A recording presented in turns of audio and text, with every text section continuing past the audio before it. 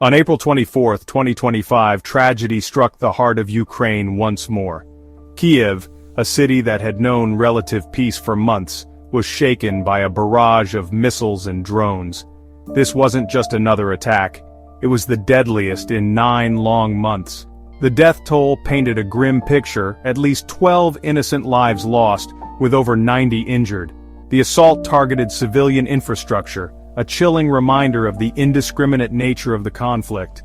Among the buildings hit was a children's hospital, a place meant to heal and protect the most vulnerable. The images emerging from the scene were heart-wrenching rubble where a hospital ward once stood, medical staff rushing to evacuate patients, and the anguished cries of those who had lost loved ones. The attack sent shockwaves throughout Ukraine and the world. It was a stark reminder that even as peace talks continued, the reality on the ground remained volatile and dangerous. The relative calm that Kyiv had experienced was shattered, replaced by a renewed sense of fear and uncertainty.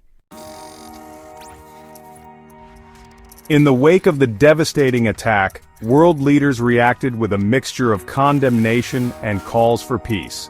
One of the most notable responses came from former U.S. President Donald Trump. Taking to his social media platform, Truth Social, Trump addressed Russian President Vladimir Putin directly, urging him to stop the violence. Trump's message was blunt and to the point.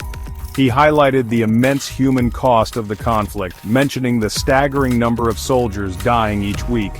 He called for an immediate ceasefire and a return to the negotiating table.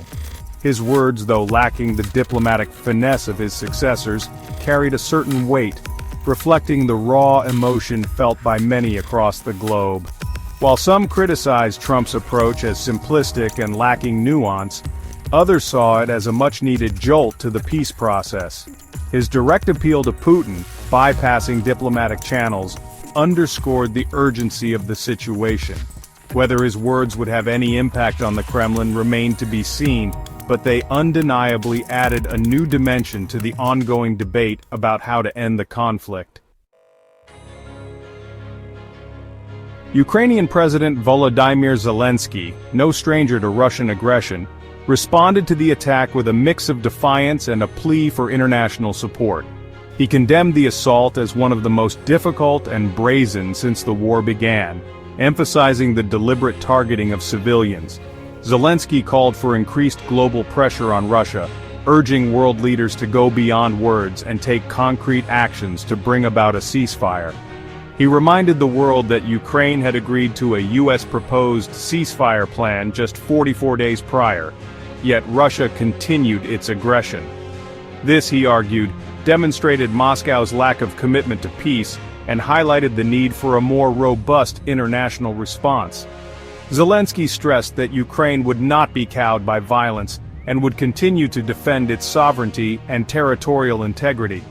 His words resonated particularly strongly with nations that had been on the front lines of supporting Ukraine both militarily and financially. The attack served as a stark reminder that the conflict was far from over and that the stakes remained incredibly high. The question now was whether the international community would heed Zelensky's call and take more decisive action to rein in Russia's aggression. As the dust settled in Kyiv, the international community grappled with the implications of the attack. Condemnations poured in from world leaders, with some calling for even tougher sanctions against Russia. The attack threatened to derail the fragile peace talks that had been ongoing, casting a long shadow over hopes for a negotiated settlement. Despite the grim atmosphere, there were still glimmers of hope.